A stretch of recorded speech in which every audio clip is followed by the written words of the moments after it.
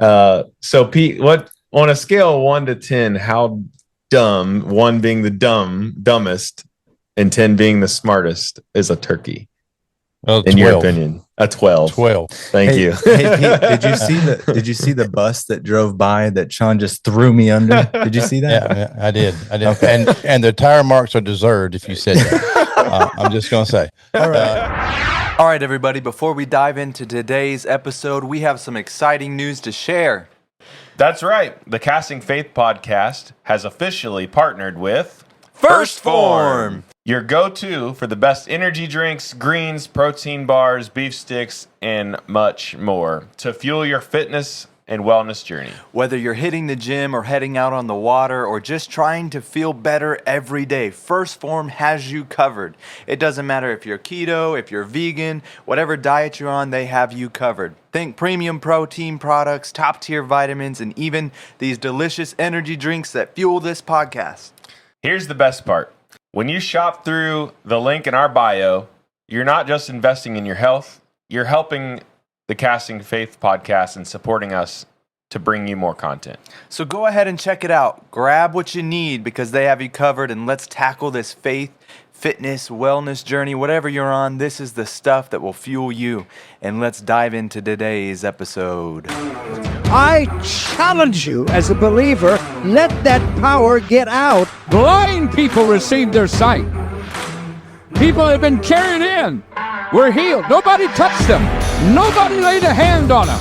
We just praised the Lord and spoke the word of faith, and God began to heal the people. Here's a fish. Yeah, let's go! Oh my gosh, he's a big. He landed inside. He kept me from Scott. Look how massive this is. The Casting Faith podcast. Push on.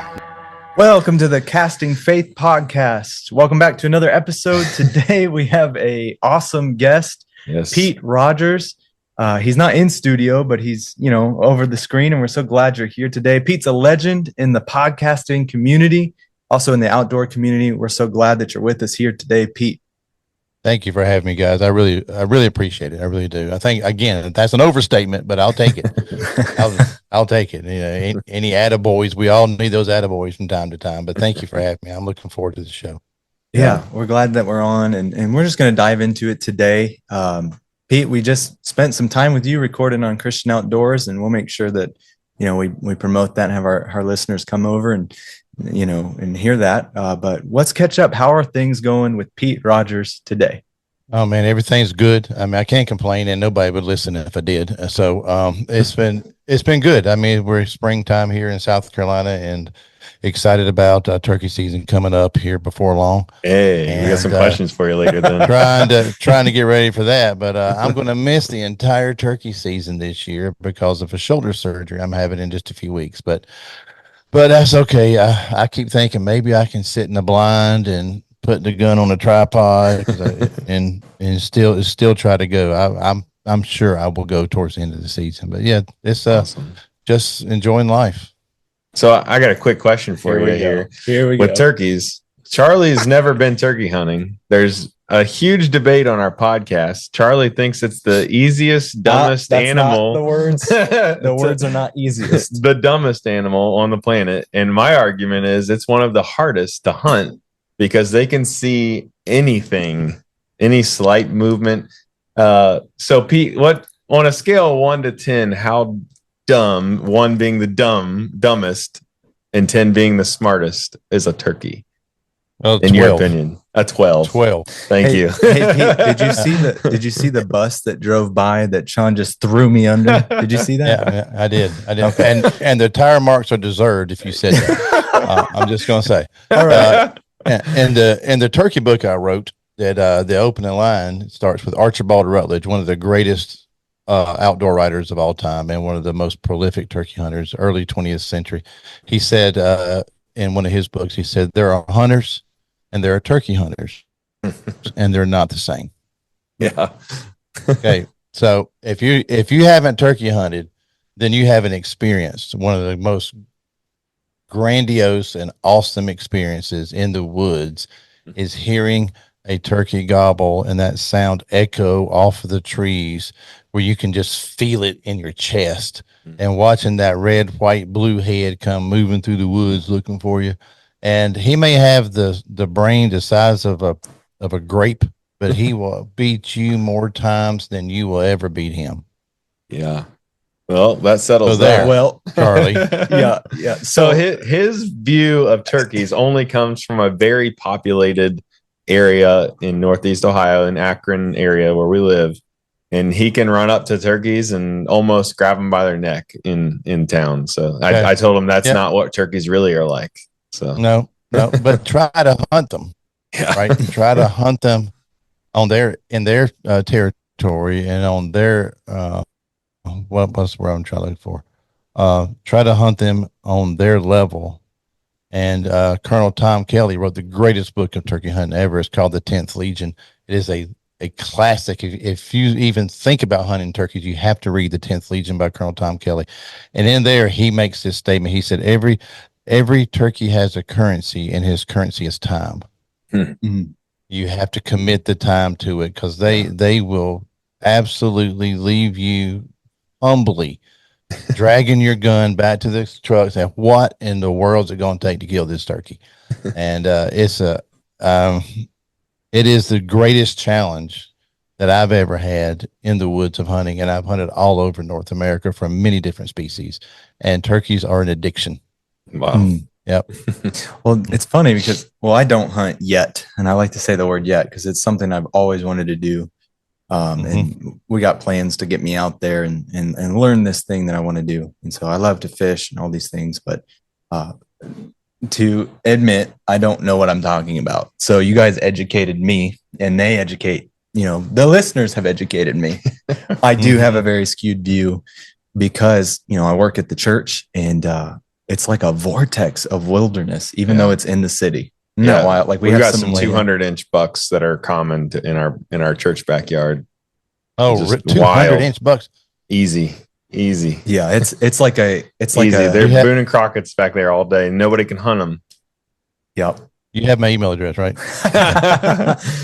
There's allegedly an old tree stand back there, allegedly. Illegally, but Allegedly can neither confirm or deny. You can't hunt them because you're in the city limits. Yeah. I know some cities have archery only rules. Do y'all not have that? I've actually called the mayor's office and petitioned to have a raffle for bow, and like promoted, gave them the business case, how they make so much money, and it would help them with accidents. And they want nothing to do with it. It's sad because, driving through Talmadge, you'll see every year about 5, 6, 7, even multiple more accidents in these nice bucks and does just lying on the, the pavement. Oh yeah. Man, there's more deer killed by cars than there are hunters every year. Yeah. Every year. But I work for the USDA. It's my real job, right? I work for the USDA with their wildlife services. Nice. And, when you watch on the news and they talk about government sharpshooters, that's us. Right. And, somebody's got to do it. Right. But we get, in cities and in towns and in neighborhoods, it was like, we don't want anybody to hurt our deer until they're eating their pansies and eat their azaleas. Now kill them all. Get rid of them all. We want them all gone. And it is such a frustrating thing that if you would allow controlled, regulating hunting and say, in this neighborhood, we need to take out 15 does, right? Yeah. And just do that, then you don't have the proliferation of this. They have a safety zone. They just keep breeding, and then they start starving themselves to death. That's why they're eating your flowers, because there's not enough food for them and the little woodlots that they have. I'm on my soapbox now. Sorry. Yeah. Hey, I got a question. Yep. Have you heard of them releasing wolves back in, I don't know the area specifically, but I saw a headline about this where they were releasing wolves back into the population to kind of offset this overpopulation of deer in certain areas in our country. Do you know anything about that? Yes and no. All right. You got a few stories kind of confused there, I believe, Charlie, is that there has been reintroduction of wolves in the West. Okay. And it was not to control the population of prey animals, deer, elk, and Mhm. the like. It was to try to get wolves back in their native range. Okay.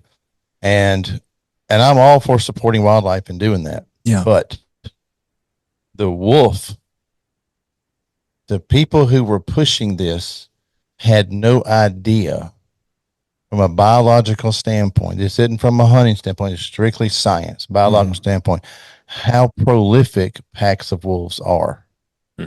For example, in Montana, when they started bringing wolves out of Canada back into Montana and into Yellowstone, we can talk Yellowstone specifically, right? I've been to Yellowstone many times, pre-wolf introduction and post-wolf introduction. And in areas where you would go and you would see 200 elk in a meadow, you may see 15 now, because a wolf is a 200-pound dog. Okay. And they hunt in packs, large packs, anywhere from 10 to 15 to 17 animals, right? You're trying to feed that many 200-pound dogs. Okay. They will kill a pack of wolves, and we'll just use a round number, say 10 wolves, will have to kill 3 to 5 deer a week just to survive. Man. Wow. Or 2 elk a week just to survive. Okay. And then when these wolves procreate, they create other packs, because animals aren't like humans. Animals won't interbreed. Right. So when an animal reaches a certain sexual maturity, they kick it out of the herd so that it won't breed with its sisters and mother and stuff. Right. They kick it out. And all these that get is called dispersal. All these that disperse get together and form another pack. Right. And they do their hierarchy, all that kind of stuff. So now what started with 7 wolves is now somewhere around 180 wolves in Yellowstone alone. Wow. And they have decimated the deer and the elk and the moose in Yellowstone. Done the same thing in Montana. I got buddies that are outfitters and guides in Montana for elk, and he has gone from pre-wolf introduction to 100% success on trophy class bulls to a 15% success on bulls. Same area, hasn't changed area. The wolves have just decimated the elk populations, and the mule deer and the whitetail as well. The mule deer are very susceptible to hard winters. All right, so they got a winter kill, and now they're dealing with the wolf that's come in. And we also have free range livestock in the West, sheep and cattle. Well, when they're free range, they're just let out into the range, and the wolves are just, it's a free, easy meal for them. Cattle ranchers are losing hundreds of millions of dollars annually to the wolves. So the wolf reintroduction, to answer your question, is a way to try to reestablish animals back in their native territory, just like how we brought elk into Kentucky and elk into North Carolina, elk into Tennessee, and so forth, trying to get them back where they did that with the wolf. But when you do it with an apex predator that has that kind of an appetite, you got to think down the line of what's this going to do to the prey animals. Yeah. Right. And so every Western state that has had really healthy elk and deer numbers, Montana, Idaho, Wyoming, Utah, Colorado's reintroducing wolves this year. Even though they've seen what they've done in these other states, all these animal rights wackos, and I said that word on purpose, don't understand what it's going to do until those wolves start eating their dogs, and start eating their cats, and start threatening their children, like the mountain lions have done everywhere that they've outlawed mountain lion hunting. Yeah. It's funny that they want us to do environmental impact studies on so many other things, but when it's in this area specific, there was no study done on what could happen. Right. And that we're also, and maybe I have stories mixed up, but we're more likely to reintroduce a predator species than we're to let some hunters bow hunt in inner city to control a population. That's insane to me. It doesn't make sense. It really is. And they did the same thing when they brought the grizzly bear into Yellowstone and into Montana. And all right, so we have healthy populations. Now we need to delist them off of the endangered species list and allow hunting. Idaho has allowed hunting, and if in a certain area of wolves, we're talking in certain areas, they've allowed hunting now because there's so many of them. There's so many. And then you send the USDA guys in there to do the trapping and removal of wolves when they're eating cattle and sheep, right? So you got to delist it once it recovers so that you can allow hunting, because we all know that hunters save species. Mm-hmm. We saved the elk, we saved the pronghorn, we've saved the whitetail, we've saved the mule deer, we've saved mountain lions, we've saved all the bears by controlled hunting. Mm. Yeah, and I think too, like it's so weird. Like I'm not a hunter yet, but I see this like battle between conservationism and, you know, we got the PETA people on one side and the hunter community, and they're really, like, if you zoom out and you have my perspective, you're both trying to do similar things. It's just that there's like a big block of misunderstanding. Hunting, like you said, hunting saves more than just unfettered, you know, regulations would. And Charlie, the science is there. I mean, it's just people ignoring the science. Yeah, the science is there that in 19, my number's gonna be off by a little bit, but in 1900 we used the white-tailed deer because it's the most popular game species. In 1900 there was about 100,000 white-tailed deer in North America. Now there's about 25 million. Right. And the reason it changed was because hunters said, oh, whoa, we got to have seasons and bag limits. There was no season and bag limits before then. People just go out and kill whenever they wanted to. And they were doing market hunting. For those that don't know, that is going and killing wild animals to supply restaurants. Okay. And that's when the duck population plummeted, because they were killing tens of thousands, millions of ducks to supply to restaurants before farming ducks came into play and before all of those things. And hunters stepped in and said, no, we don't want to do that. And what hunters did in 1931, I think it was we instituted a tax on ourselves. It's called the Robertson-Pittman Act, where everything we buy, guns, ammunition, camouflage clothing, deer stands, arrows, bows, we taxed ourselves 11%. So 11% tax on ourselves. They did that during the Great Depression. Wow. That's how important it was to the hunting community. And all that money goes back to the states to use to manage wildlife. But one of the problems that wildlife managers run into is the legislators.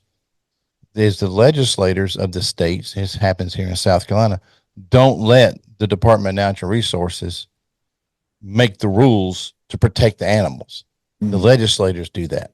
And they don't know much about it. They don't know anything about it. Yeah. You know? Yeah. I mean, they're lawyers and barbers and do these other things. They're part-time legislators, right? And they're not listening to the science. But whereas if you would let the Department of Natural Resources or Game and Fish or whatever your state calls them, let the biologists make the decisions, then we would have more healthy population of animals. We mentioned turkeys earlier. The turkeys were saved by hunters also, by trapping and relocating them across the country. Wow. That's pretty awesome. That's a wealth Get of me knowledge. on my soapbox on that. Yeah, thanks. Right no, you're educating me. Yeah. So sure, all of our listeners will appreciate that. Enjoy that. Yeah. All that information. All right, Pete, I got a story. And these stories could go anywhere, but this is the one I have for today. And it's an interesting thing. Imagine you're hiking in the Pacific Northwest and fog starts rolling through the trees and you're soaking in the silence when suddenly you spot something massive moving in the distance. Okay. You see something massive moving through the trees and your heart starts racing because it doesn't look like a bear. It doesn't look like a deer. Could it be Bigfoot? And I'm gonna start whooping. Whoop, whoop, whoop. Come on, Biggie, let's go.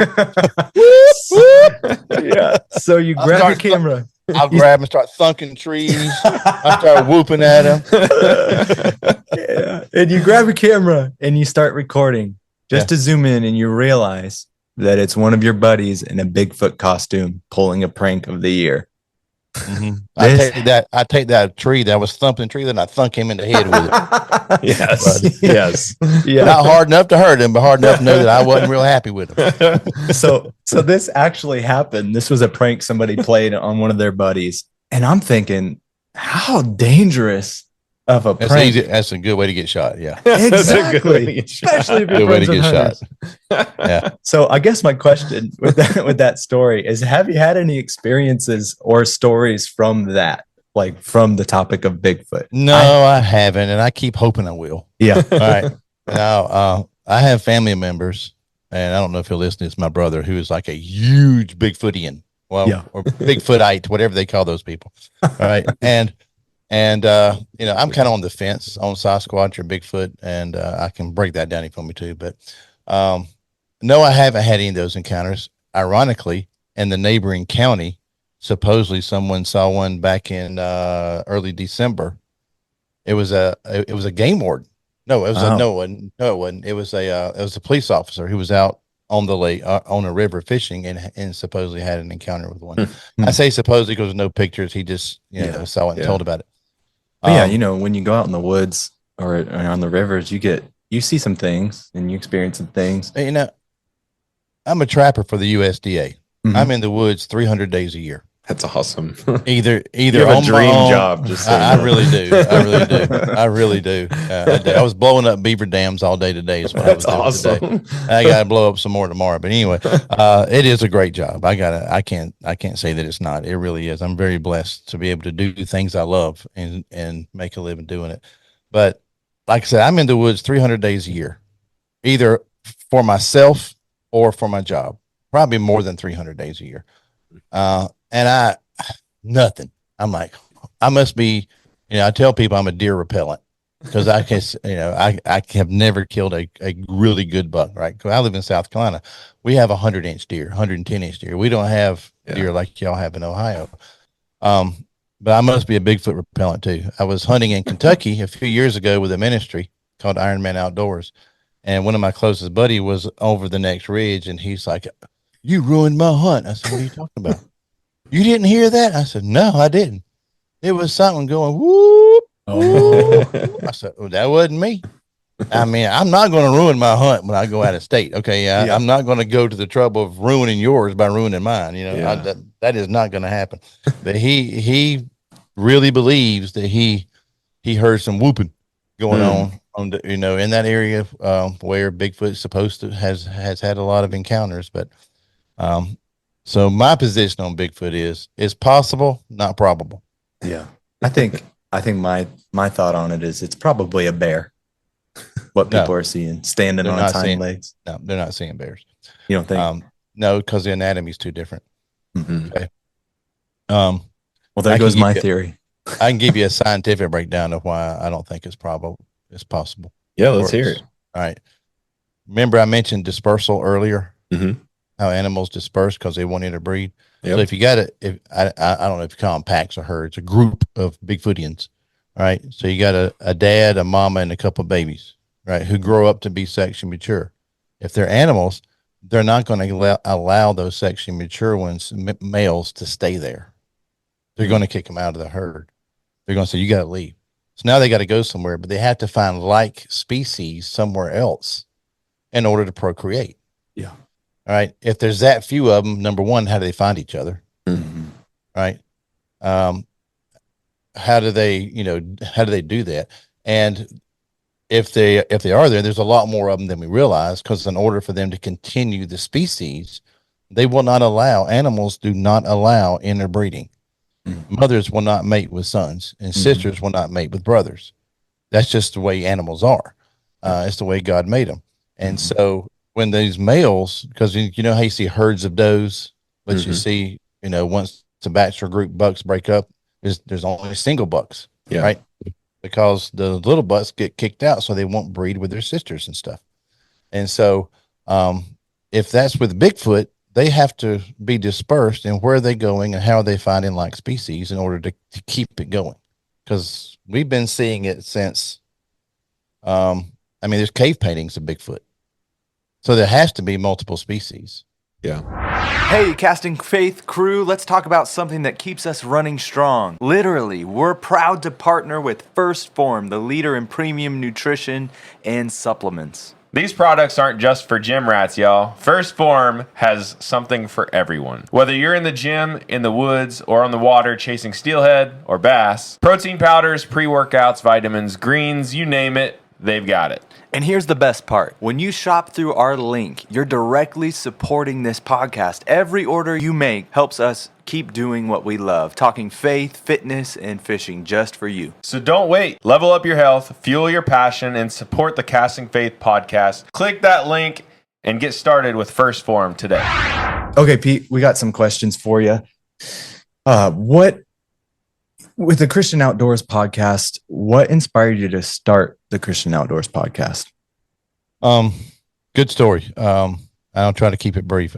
I had not even heard of podcast. I was at a writers conference, the Professional Outdoor Media Association's writer conference, and I was getting an award there. So I was at the show or at the convention. So they had a seminar. I just walked in on it and they were talking about podcasting. I'm thinking, wow, this sounds really fun. This sounds like it'd be something I would like to do. And being an outdoor writer for so long, I knew so many people in the outdoor space. The big names. I'm not going to name drop, but I knew almost all of them, and I knew all of them were people of faith by knowing them so well. And me being a person of faith, they don't have a place where they can talk about their faith on Outdoor Channel or Sportsman Channel or pursuing those. That's changed somewhat with some of those networks. So, I had the idea of I want to create a place where we can talk about the things I'm most passionate about. I'm most passionate about Jesus, and I'm most passionate about the outdoors. And so I spent 2 years preparing for it, planning and studying and listening to podcasts about how to podcast and researching equipment and all that kind of stuff. We talked about that earlier. Mm-hmm. And so I just decided, well, I'm going to start. And I picked October 1 of 2019 to start, and had 10 shows in the bank and released it, and went with that. It's because I wanted to talk about the things I'm most passionate about and let other people have a platform to talk about what they're passionate about. And it's done really well. God has really blessed it. That's awesome. Couple of things there. What are some of the biggest challenges you faced early on with that? Getting people. Guests. That is the hardest part of the show. I'm not a tech guy like Sean is. Okay. So learning how to edit was a big curve for me. I went to GarageBand, and used that and still use that for the audio because it's just so easy and so good. And so learning the equipment but the most difficult part is getting guests and getting them lined up. You're dealing with people in different time zones who work for a living. You try and do them at night, try to do them in the day, and all that. And it's still a struggle. But getting guests is the most difficult part, and getting the guest vetted appropriately to make sure they do fit. That's when I came out with my show guidelines after getting blindsided a few times by some guests. I was like, oh, okay, well, their theology is very different from mine. Mm-hmm. And so we're not going to air that episode. Right. And so I started doing things different and learning as I go. And that show guidelines has been a big help. So you just add things as you go. But the most difficult challenge, and 307, the one I did with y'all was 317. And it's still getting people and getting them lined up and getting them scheduled. Wow. I think too, us being so new into it and having guests on, that may be different in their theology, is navigating that in a respectful way. And so, because we're all believers, we may believe different ways to that, so it's I was talking about people that were outside the Christian faith, and I didn't know that. Yeah. Well, even within, people have various different opinions and different theologies and things like that. So, the other people are wrong, and I know what we're talking about. I've learned a lot by having that though on there. I mean, I've learned a lot, so it's been good. And so so you said you had 10 in the bank, and this is something that we've faced a little bit so far in our journey, is how do you get 10 in the bank, but still not be so far behind the current event thing? Like you could be talking about something in March and then not air it until, months later. Yeah. Well, I'm not that far out. But I don't really deal with current events. Okay. I deal with who's my guest? What are they known for? Or what are they passionate about? We talk about that. And then we talk about their life story and their faith journey. And when I found this recipe that seems to work and resonate with my listeners, I have not changed it. Wow. That's Yeah, awesome. I've had a lot of people say, Pete, you need to spice it up. You need to, you need to evolve. You need to, I said, why? Great examples, Tiger Woods. He ruined his career by getting a swing coach. He was dominating his sport. Okay. Dominating like no one had ever seen in any sport whatsoever. And at the peak of his career, he said, I'm going to change up and I'm going to change my entire swing. And he struggled for a decade and really never recovered from it, And so it's one of those things, you find what works and you just keep it. Why change? Yeah. I mean, Coca-Cola, before y'all's time, somewhere in the 80s, early 90s, they said, we're going to make a new recipe for Coca-Cola. Why? It's been working since 1901. Wow. They wanted to freshen it up and it bombed. They spent billions trying to market and pushing it. It was terrible. It tasted like a flat RC Cola, what it tasted like. And I like RC Cola, but it was like a flat RC Cola. And they quickly went right back to their old recipe, and so I found something that works. I just stay with it. All right, folks, listen up. Have you ever felt like you're running on empty? Whether it's early mornings in the creek or late nights chasing your goals, we've got the answer for you. First Form. That's right. First Form is the ultimate fuel to keep you strong, focused, and feeling your best. From high-quality protein to pre-workouts and multivitamins, they've got everything you need to tackle your day head-on. And here's the kicker. When you order through our link, you're not just taking care of yourself, but you help keep this podcast going strong. Together, we're chasing faith, fitness, wellness, and the next big catch. So what are you waiting for? Check out the link in our bio or show notes. Get the good stuff, support the Casting Faith podcast, and let's crush some goals together. All right. Another question I have, in regards to your success as a podcaster, and this is something that we're kind of navigating now, is how do you balance your outdoor life? You kind of gave us some inside view of what your work life is, your outdoor activities, podcasting, ministry, and your personal life. How do you balance all of that and stay so consistent with your podcast? It's like juggling chainsaws. Yeah. I found, and at first when I started the podcast, it was a really big challenge. Trying to figure out when to get people on the show and what works and what doesn't work and so forth. And my USDA job, I'm very blessed in that I have a flexible schedule. And so I know what, having done this for 15 years at USDA, I know it's days I have the least amount of work. And so I schedule all my podcasts on Mondays. And that's what works for me. And so, but at first it was all over the place. I mean, all over the place. It would be Tuesday at 10 o'clock and then Wednesday at 9:30 at night. And I was like, okay, this is just, it's working me to death. Right. And so I came up, I don't even remember when I started doing it. It's probably about the time I hired Charlene to start doing all my scheduling for me about 2 years ago. And I said, well, I got to get consistent from my schedule so that I can do this. My kids are grown. They were in college at the time. Well, two of them were in college and one was still at home when I started this. So I didn't have that, to deal with. So I schedule all my shows for the same day. Occasionally I have to do a diversion to that. Like I have one tomorrow night on Tuesday because that's what worked for him. But most of the time they're on Mondays. And by blocking out that time, then I'm able to say, this is podcast day. And I've also learned I can't do more than 3 a day because my brain is mush.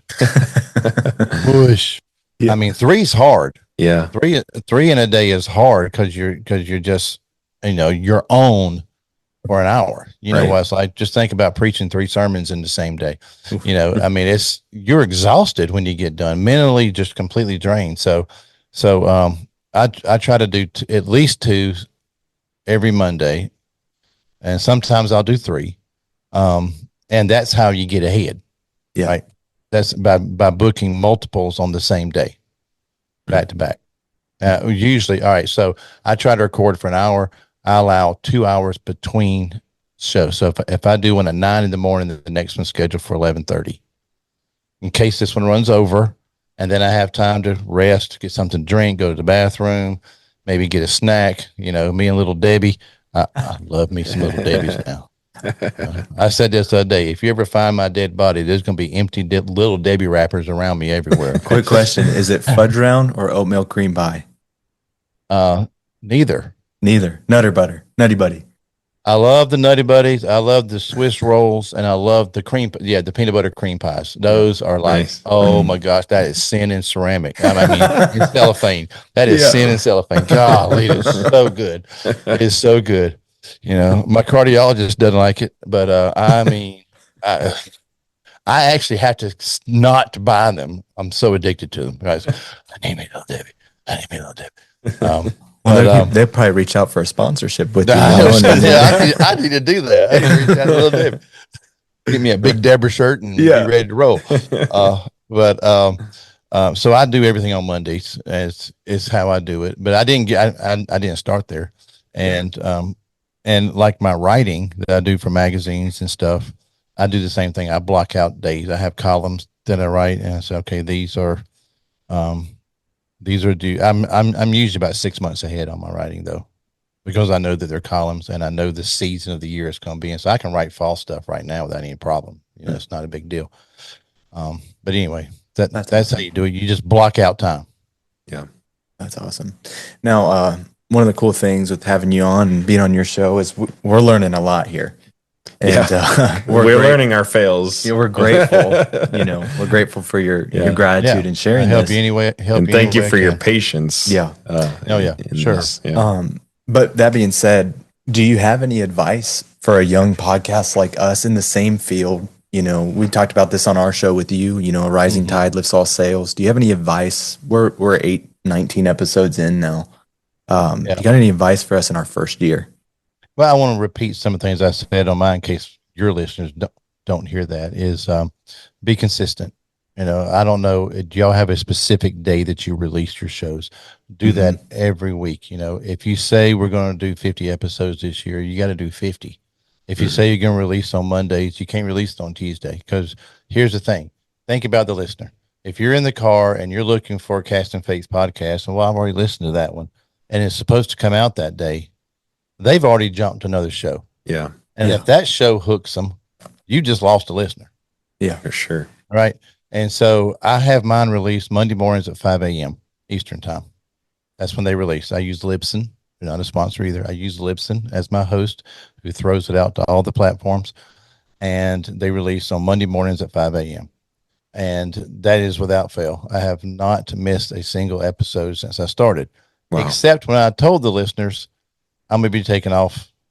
So, and I didn't have anything in the bank. I ran low. But like I told you before, I'm having surgery in April. I'm going to be out for months, right? I'll be out of work for at least 4 months from my shoulder. So I am just really cramming in March to make sure I have enough shows to carry me until I can start recording again. Wow. Right. And so if you say you're going to do it, that is the thing in podcasting is consistency. Even if, you know, you couldn't get a guest lined up. I've got 2 guys that have bailed me out so many times, Chris and John.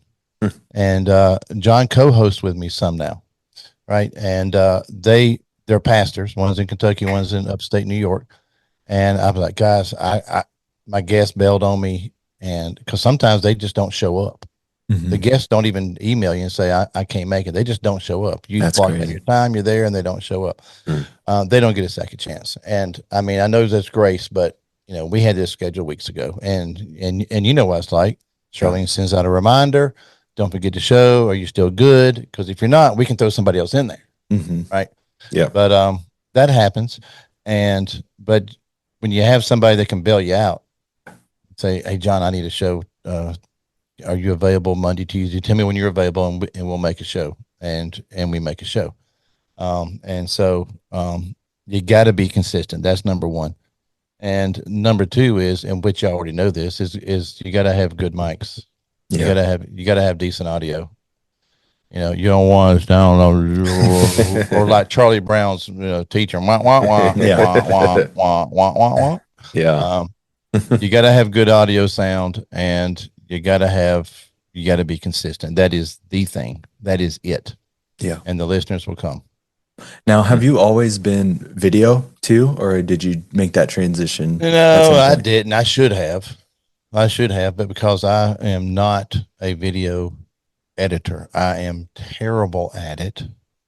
Okay. I don't have a Sean. Okay.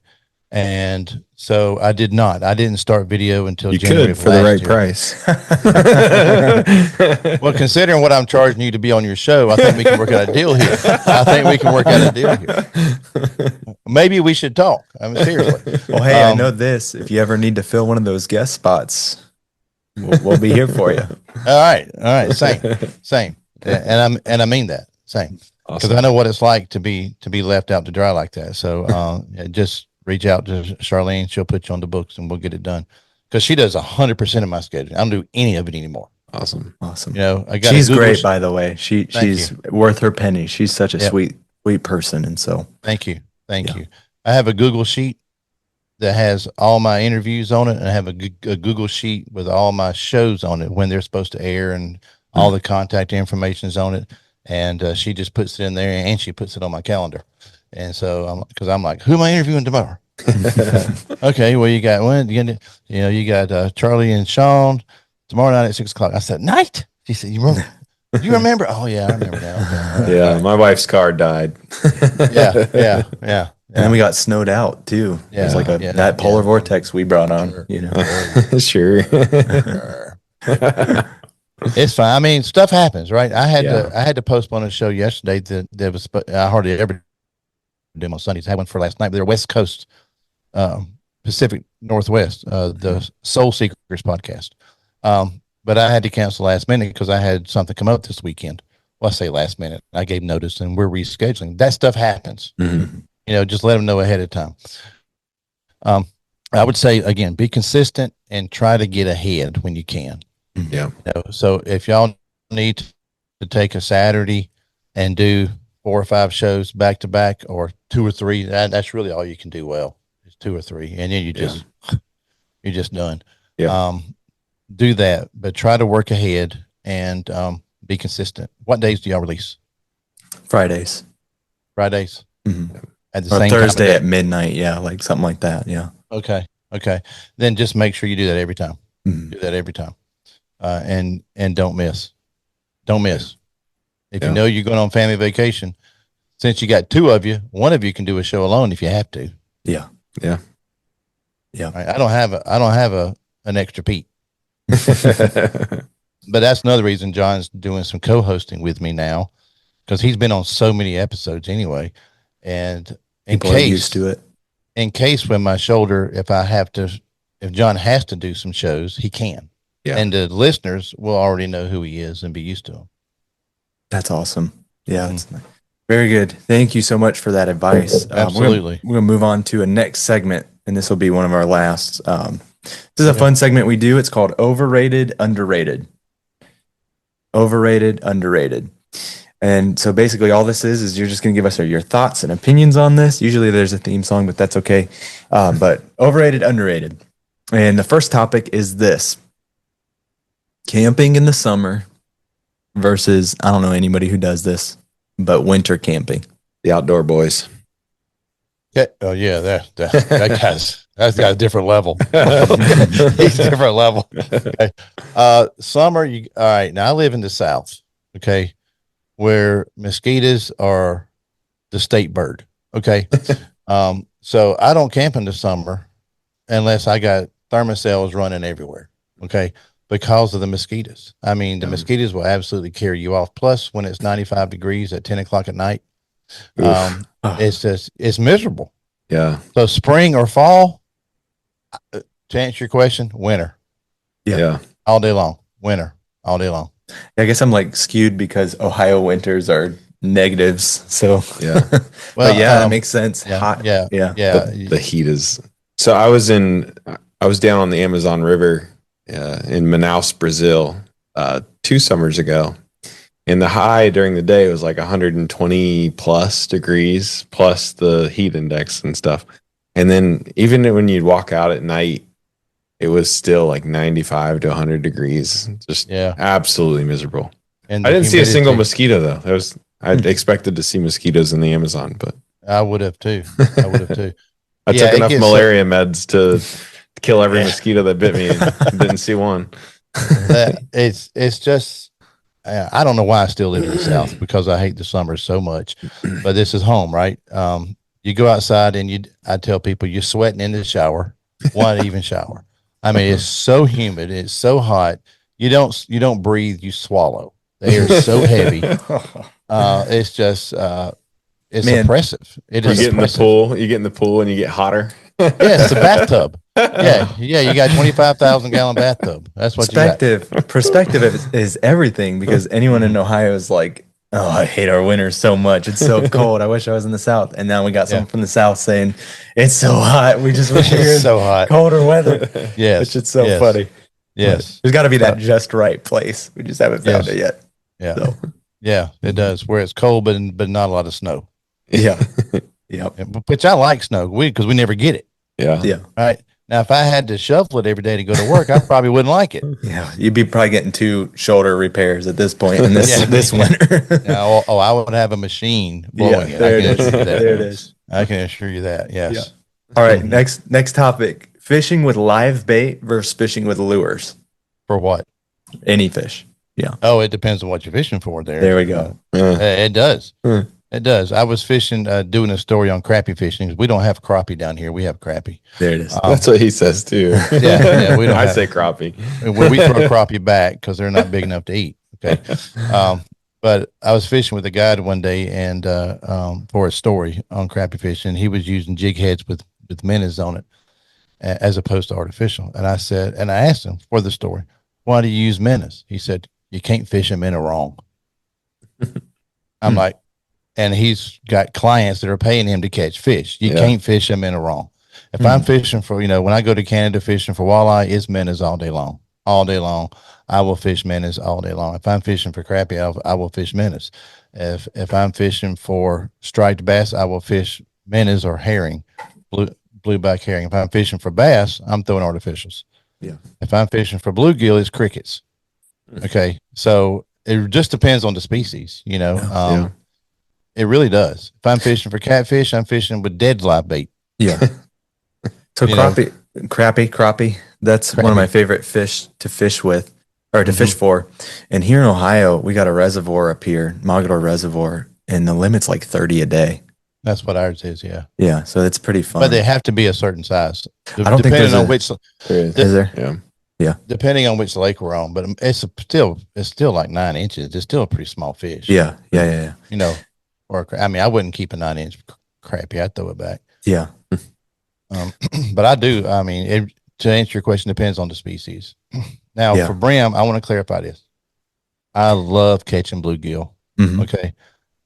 And if I don't have crickets, the black beetle spin with the yellow stripes on it is the smallest they make. They used to make a 1/50th ounce. They don't make that anymore.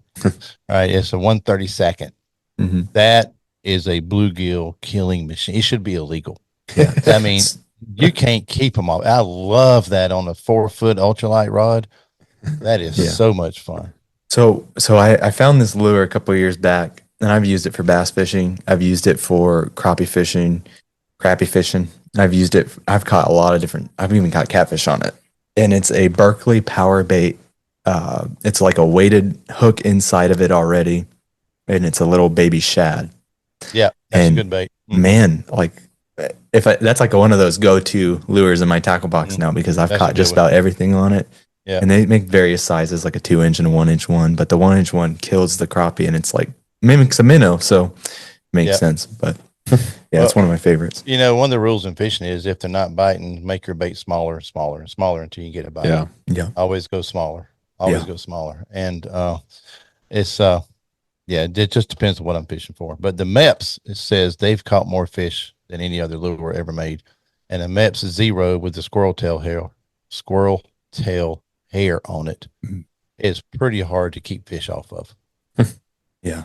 My wife refuses to use anything except for live bait for any fish. It doesn't matter. She loves fishing, but she only chooses live bait no matter what.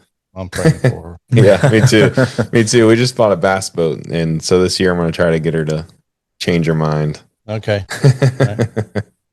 Pete, there's a Bible verse. It's Psalms 19:1. It says, "The heavens declare the glory of God, and the skies proclaim the works of his hands." You are a Christian outdoorsman, so much so that that's the name of your podcast. Do you have a shareable moment when outdoors and your faith collided or was strengthened? Do you have a specific moment? I do. And it's a very clear moment. I every time I go speak at wild game banquets and sportsman's banquets, I share this story. I was hunting moose in Alaska, and I was sitting on top of a knoll.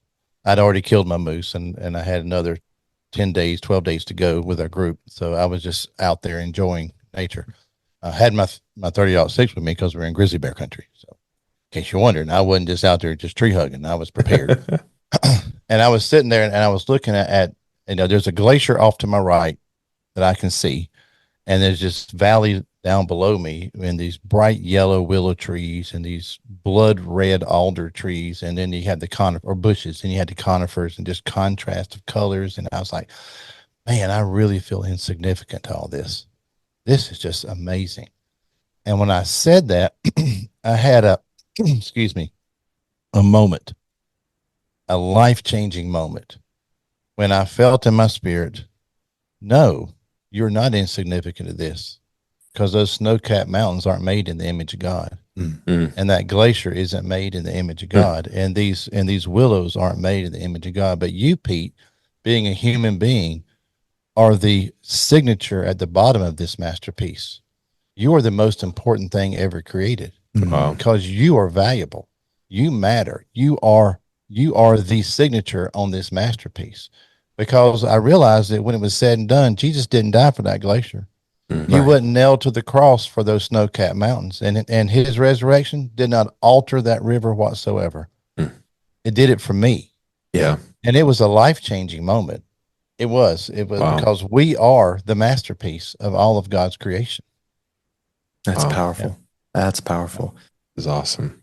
And I think it's cool too. And this has been my experience too with the outdoors, it's endless. Yep. That experience of, you could say, go outside, go outdoors, and you say that to a bunch of different people, but that experience is endless. You're never going to see the same, even if you're in the same woods or same waters multiple times, you're never going to see the exact same thing every time. You're going to see something new. And I think that's a lot about our faith too, is that your faith, your relationship with God, the potential there is endless. You may think you know everything. You may think that you have experienced it all. But the further you go and the closer you get to God, and when you shut out everything else, God will reveal more. And moments like that are so powerful because that's his way of doing that for certain people. And so it's exciting. But man, thank you for sharing that. Pete, before we wrap up, where can the listeners find you? I'm right here. Are they not watching? I love it. I love it. Amazing. You can right here. Where can they have a little bit of a sarcastic sense of humor? Forgive me for that. That's beautiful. But ChristianOutdoors.org. Very simple. ChristianOutdoors.org. Our Instagram is Christian Outdoors Podcast. Is it? Yeah, Christian Outdoors Podcast. Facebook the same. And my email is Pete, P-E-T-E @ChristianOutdoors.org. And if you have a prayer request, email me. If you want me to come speak at your event or church, email me. I love doing that. I love getting to go meet people face to face, because I do everything remotely, right? Everybody I interview is all remotely. That happened because I started in 19 and COVID hit. 20, right? So I had to start doing it. And so it's really good to get to go meet people face to face and to meet some of the listeners and to share some of these experiences in person. So whether it's speaking at your place or you just want to ask me a question about podcasting or about your Christian faith, whatever, email me at pete@christianoutdoors.org. And I'd love to have a conversation with you, because there's nothing I love more than Jesus. And second is everything that's outdoors. Yeah. Hopefully we can meet up sometime. You can educate me on that turkey hunt. He still thinks they're a 1 on the No, I dumbest level. don't. No, I don't. I know that I'm I'm trying to- skewed. He's like, I'm leaving. Oh, here we go. He's getting a book for me. So There you it want to is. hunt turkeys, it's called. So Yeah. you want to hunt turkeys. He's an Right. author of a turkey book, and he's telling you I got 12. Yeah, I got 6 books. You wrote that? Yeah, I wrote this book. Is it on Amazon? Pete Rogers. Is it on Amazon? Can I buy it Yeah. on Amazon? Yep. In All right, 2019, I'll buy that 2019 book. it was in 2019 it was the outdoor book of the year. Really? Wow. Yep. And the first chapter is why turkeys. So you need to read that one and you'll Yeah. see. And I start with Archibald Rutledge. It's the first sentence there. Okay. And, but get it. It's a hardback with a dust jacket. And this is why you want to hunt turkeys. You got to read this book. Yep. I'm going to buy it. Pete, buy my book. Be like Barnabas. I'll buy yours. You buy mine. How about that? Okay. That sounds good. All right. Well, Sounds thank good. you so much. Wait a minute. Yeah. Does yours come with the crayons? I can send you a pack of crayons. Okay. All right. Good. Thank you so much for coming on. This has been a blast. Absolutely. These last few hours with you has been great. We're so grateful for this opportunity and for you sharing your heart with us and your platform. We really do appreciate you and what you're doing, what you stand for. And we're glad to be a part of this Thank you. community. Thank you. Really, Thank you really for having me. grateful. I really appreciate it, guys. And the best of luck with your show. Yeah, thank you for educating us and being gracious, right? That's the word. Gracious and patient with us, and for your time, and it's been Absolutely. awesome. Absolutely. I Thanks for having me. I love the story you just told about the glacier. Just it takes me back to a hike in Colorado, and just being in the wilderness and feeling so alone and scared down in the holler. I call it a holler because I'm from West Virginia.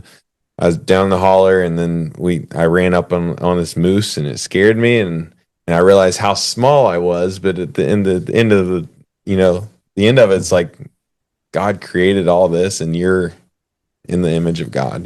So Yeah. it's a really awesome feeling to be out far in the wilderness It is. and just be isolated. It is. It's pretty It is. cool. I go there every chance I can to get Yeah. it, just to be there. Yeah. And that's what, if I may, Yeah. one of the thing about the outdoors is, especially hunters, more so than anglers, is we're so focused on punching the tag, on killing an animal, that we lose the experience. Yeah. Right. So one of the things as I've evolved as an outdoorsman is it's about the experience. If I get a chance to see an animal and to take one, that's a bonus. Right. I mean, I know I'm taking the chance whenever I go, because I never hire a guide. I always go unguided on public land whenever I travel and hunt. And I want to have the experience. Spent 2 weeks in Wyoming last year camping in the back of my truck, hunting mule deer and antelope, and had the most amazing time. 8 days of hunting mule deer, never saw one, Wow. not even a doe. But I could see the Milky Way Yeah. every night, stars from horizon to horizon. Wow. I've never seen that except in Alaska. Yeah. And it was an amazing experience being in the wilderness. So don't get so focused on filling that tag that you miss the experience of being in God's creation. Yeah. Awesome. Awesome. Well, thanks again, Pete. We appreciate Welcome. you. Hopefully we can have you on again sometime. Yeah. Anytime. Just let me know. Thank Yeah. you, sir. Thank you. Thank you.